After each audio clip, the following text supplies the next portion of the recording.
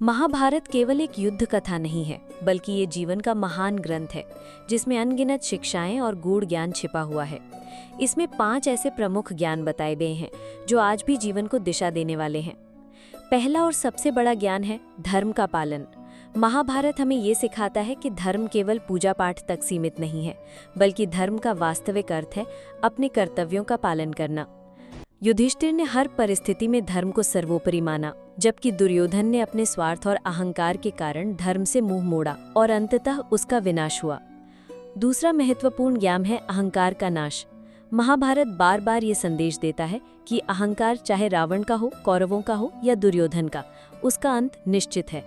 कौरवों का संहार इसी कारण हुआ क्योंकि उन्होंने अपने अहंकार में दूसरों के सम्मान और मर्यादा की अवहेलना की। तीसरा ज्ञान है मित्र और संगति का महत्व। ये ग्रंथ सिखाता है कि संगति इंसान को उठाती भी है और गिराती भी है।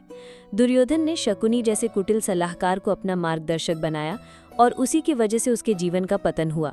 वहीं पांडवों ने श्रीकृष्ण जैसे सच्चे मित्र और मार्गदर्शक को अपना सहारा बनाया और धर्म युद्ध में विजय प्राप्त की। चौथा बड़ा ज्ञान है क्षमा और संयम की शक्ति। द्रौपदी के अपमान के समय भी भीष्म और विदुर जैसे महापुरुष संयमित रहे। वहीं युद्ध के दौरान अर्जुन ने श्री कृष्ण के उपदेश से संयम और क्षमा का मार्ग अपनाया। गीता का उपदेश हमें बताता है कि क्षमा और संयम इंसान को भीतर से मजबूत बनाते हैं और जीवन में सही निर्णय लेने की क्षमता प्रदान करते हैं। पांचवा और अंतिम प्रमुख ज्ञान है कर्म का महत्व। श्री कृष्ण ने गीता में स्पष्ट कहा है कि कर्म करते रहो, फल की चिंता मत करो।